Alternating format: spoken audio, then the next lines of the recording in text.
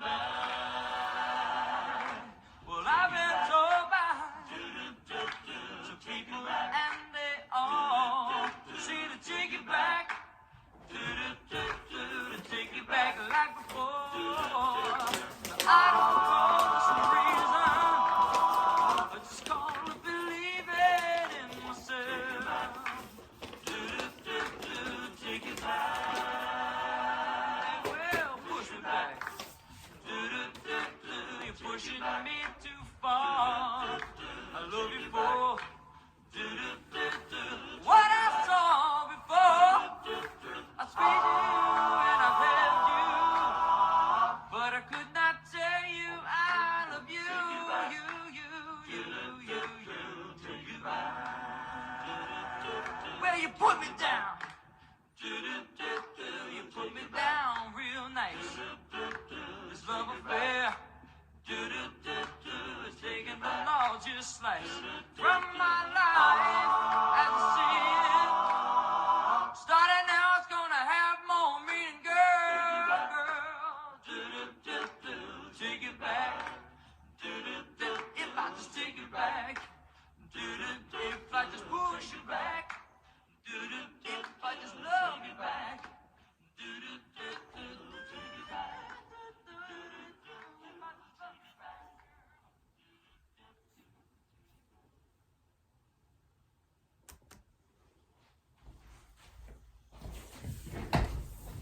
What's up, Throwback Boxing fans? Here with another video.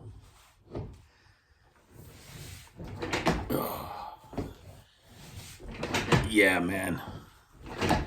I seen Rocky when I was about 6 years old, man. My dad took me and my brother, and shoot, man, we loved that movie. Even as a little kid, you know, because my dad used to take us to boxing matches when we were little, man. We didn't know. We were just running around eating popcorn and stuff. But yeah, man, my dad was a brawler, man, a street brawler. Shoot, so when he left, I think he left. Him and my mom got a divorce when I was about 8, 9 years old. After he, I shouldn't say it, but it's just a memory. My dad was crazy, man. And, man, he was just, he grew up poor, my dad, man. He had 14 brothers and sisters. They were the youngest one. They were, my grandmother, man, she had like 4 or 5 different dudes, man. You know, she had kids from different guys. And my dad, he was the last one. He was like third to the last. And his last name's Guzman, like, and his older brothers, they were older than him, man, and they were, you know, only one mother, a house full of grown men, and then here comes my dad, my Uncle Gabriel, my dad, my Aunt Carmen, and my Uncle Hector. They were the last ones, so they were little, and then the rest of them were, you know, older, you know, 15, 18, 20, and they all grew up wild, man. And one particular uncle of mine, which he was 10 years older than my dad, so he must have been about 15, 16 years old. He was crazy. Man, he gave my dad a tattoo, man, when he was 5 years old. It said FG on his arm. So my dad had a tattoo when he was 5, 6 years old, man. And they grew up poor, man. They grew up poor as heck. They were on welfare.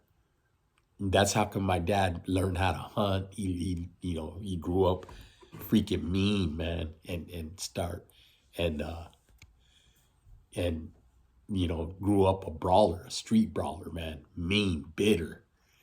He went to the army, but he yeah, what was I gonna say? He gave him a tattoo. That one particular uncle gave my dad a tattoo when he was 5. Then his older brother, the oldest brother, would give my dad a nickel, a dime for every cuss word that my dad would say. He taught him how to cuss. So he was a little kid going around cussing up a storm, man. And saying F you, this, that. He would cuss out his dad when my grandmother would send him they didn't have no money, so he would send the Gabriel and my dad. And my dad told me that he used to cuss him out. He worked on a produce truck, and my dad used to go over there with his older brother. I don't know how old he was, maybe 9, 10 years old, I think. And he would go over there and say, hey, in Spanish, my mom sent me to we need some money. We ain't got no food. And then he said, and then his dad, which he didn't support him or nothing, man, but they knew who he was. They called him Weddle.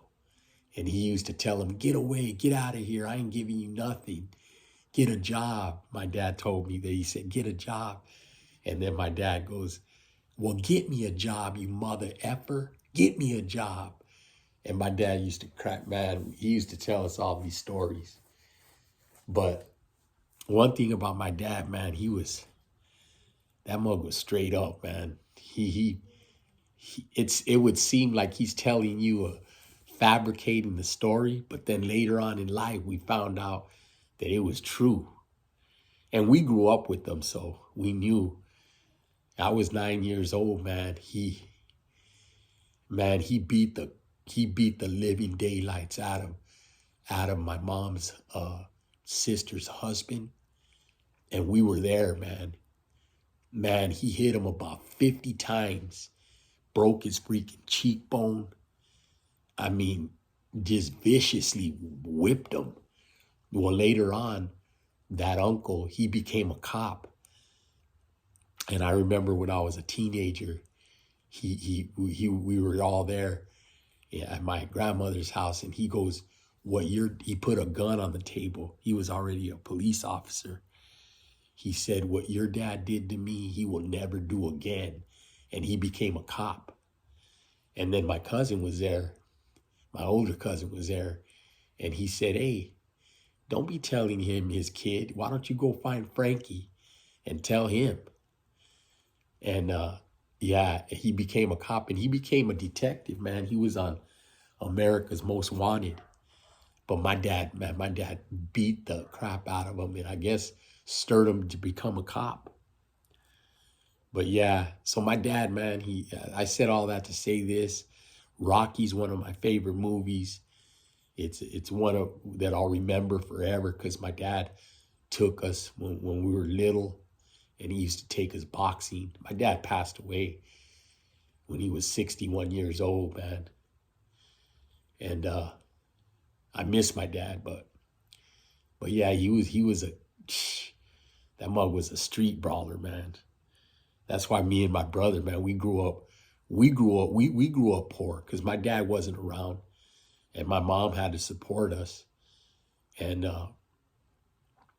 we grew up going from school to school, so we're old school, man. That's why I named my channel Throwback Boxing, man. And I've been, I have some medical issues, and right now I'm not working. So I'm just occupying my time, man. I love boxing, so I just decided to start this channel. And like I said in past videos, I don't know what I'm doing. I'm going to eventually get an iBook Pro and my son's gonna teach me how to do all this because he knows how to do all this. But eventually, I'll get one, and my videos will be they're gonna be real good, and hopefully, you guys that have watched it, hopefully you'll enjoy it. I have a lot of stories and stuff, and we're gonna talk about boxing. We're gonna talk about old school. We're gonna talk about these old fighters, man, that were real champions that fought anybody at any time. 10 times, they fought like 5 times a month, 20 times a year. And man, those were the days, man. That doesn't happen no more. And back then they only had one, there was only one world champion in each division, and maybe 2, but that's about it. And now there's so many. That's what I wanted to talk about today is these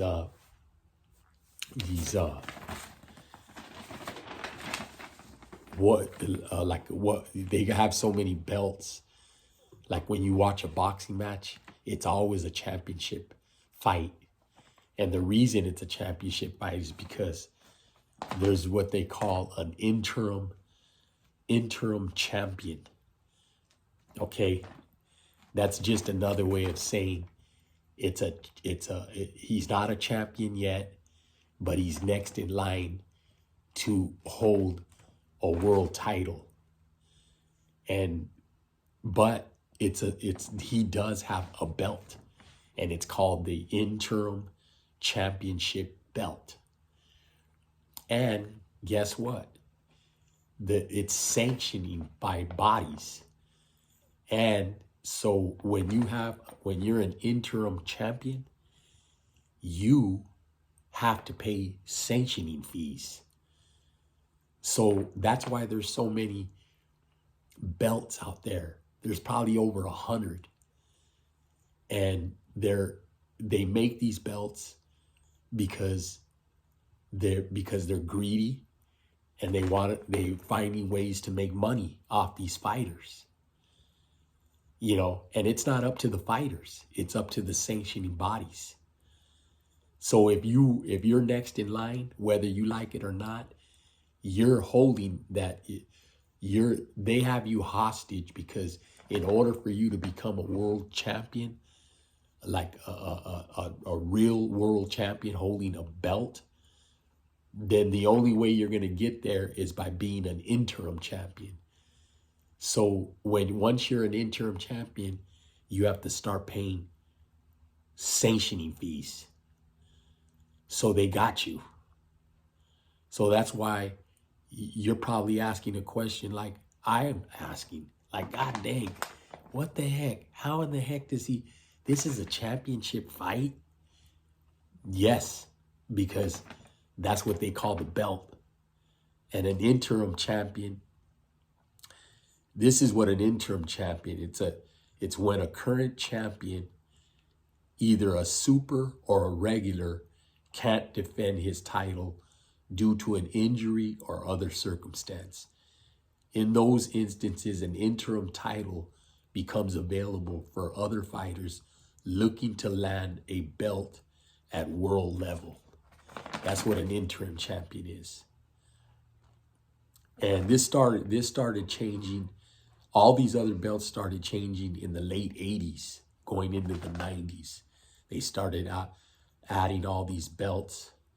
And you probably seen some video, or when these guys are doing videos, you'll hear them mention, it's called the alphabet soup. All these belts are called the alphabet soup. And like I said, man, the reason there's so many is because of greed.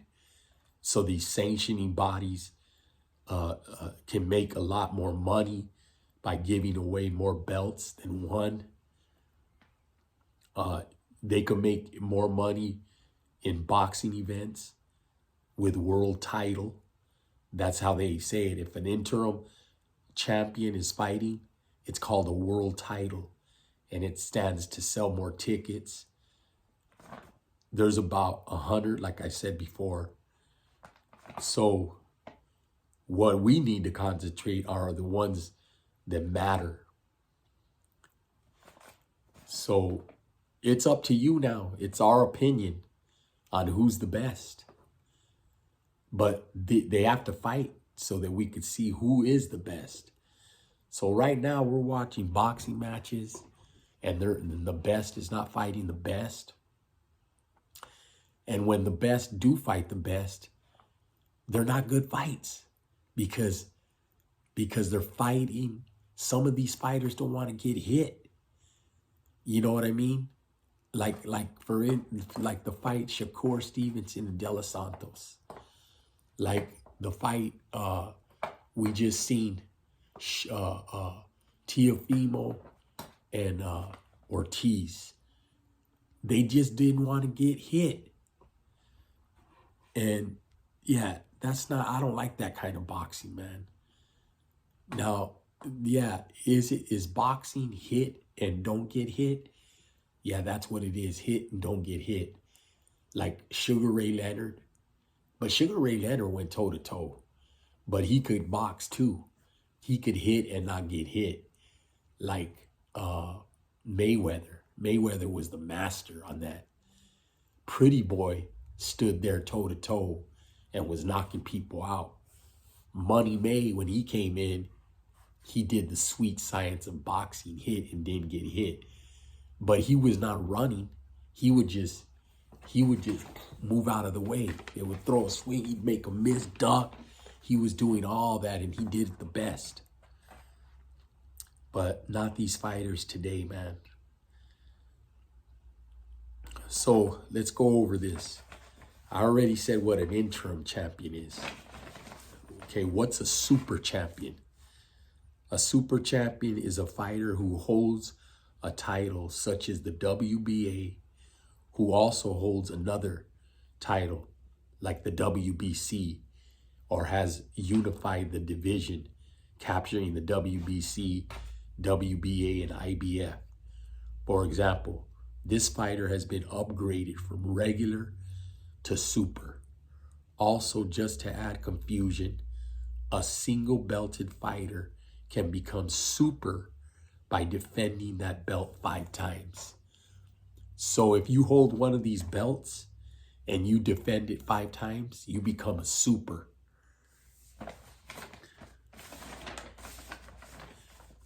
A regular champion is say someone holds the WBA, or the WBA is available. Let's say the WBA is available. It can be won by another fighter. That belt is known as the regular. Even though it is a world title belt, it is still trumped by the super. The champions holds one at the time. If the champions hold one at the time. So a regular champion, let's say for instance, let's do 2 fighters. It's for an example. Devin Haney, he was gifted, I believe, the regular WBC, and Loma had the super WBC. Okay, so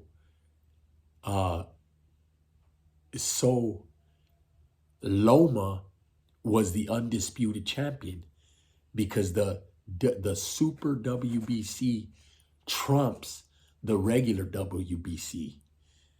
So that's where there's a division among your opinion or whatever, but it's really not an opinion. That is, since the super W trumps the regular, then the one who has the super, that's the real belt at that time. Okay, so when Loma lost to Teofimo became the undisputed champion. That's just the way it is. You can't change it. He became the undisputed champion because there can't be 2 belts. The super trumps the regular. Okay, whether you agree or you disagree. Now, if the same fighter holds the super and the regular, it's the same thing. They're not no better. They're still undisputed. It's still the same thing.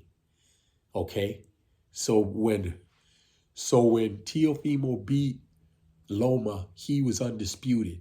Then he fought George Kambosos, and George Kambosos beat Teofimo. He became undisputed.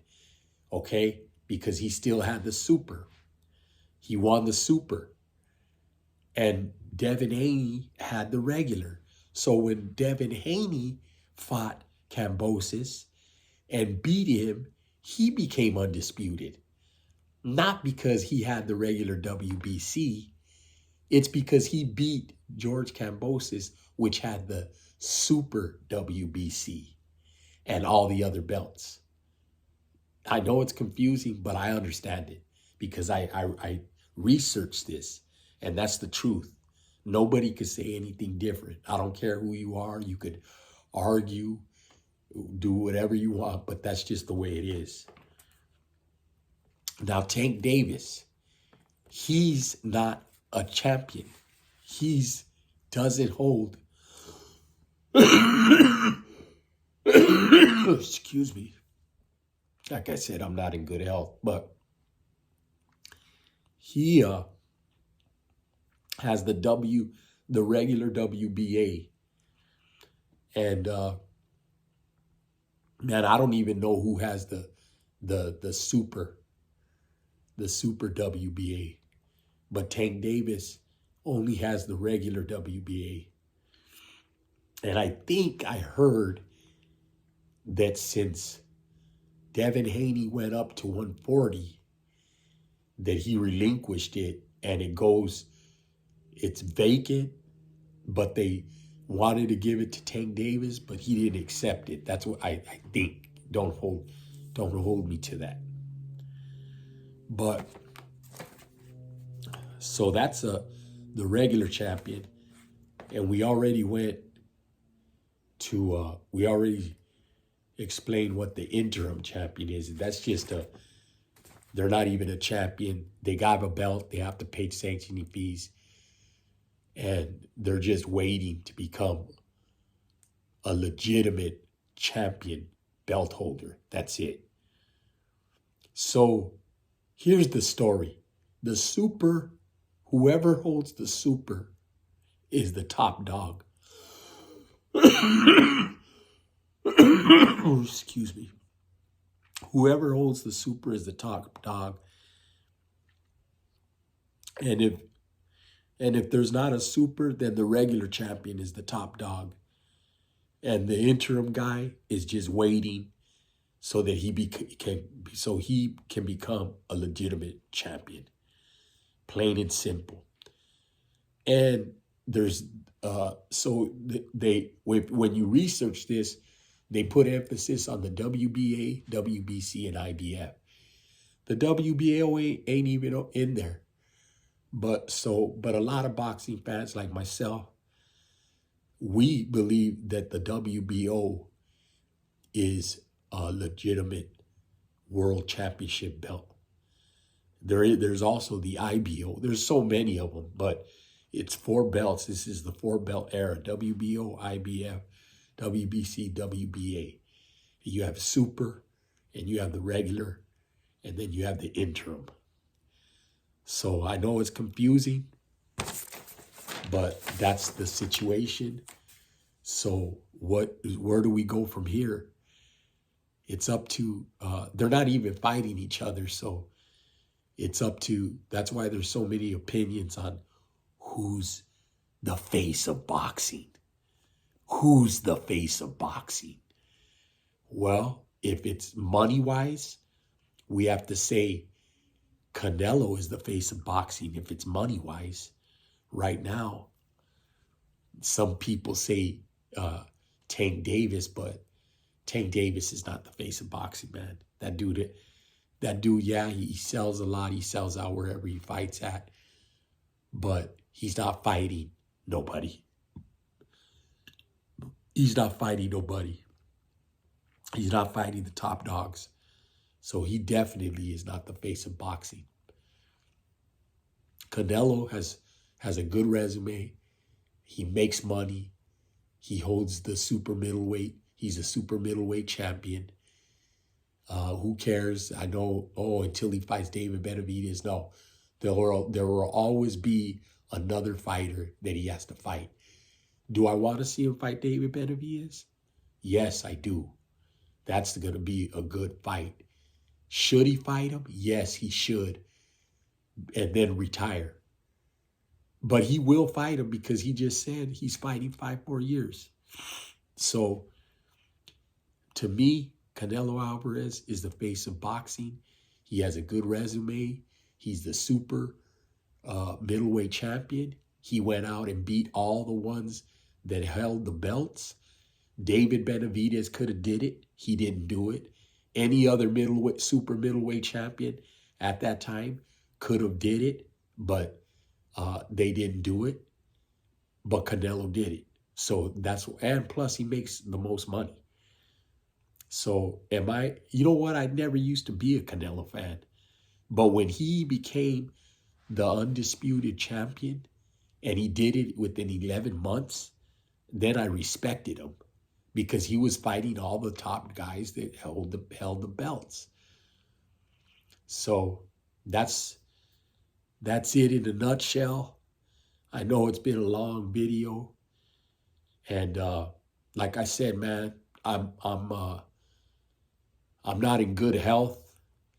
You know, I pray that I get healed, you know. But this, like I said, man, this is occupying my time. I have another channel where I give Bible studies. And I give Bible studies and talk a little bit about what's going on in the world. But I love boxing, man. Boxing. And I know a lot about boxing. So thank you for watching. You know, go ahead and do me a favor, man. Help me out. Subscribe to my channel. Share this video and comment. And let me know what you guys want to talk about. Because what I'm doing is I'm researching the stuff before I make a video. And like I said, I'm going to get better and better as time goes on. And hopefully I'll be successful. And you guys will like to watch. But please subscribe and comment and share this video for me. I really would appreciate it. God bless you and have a good day and on to the next.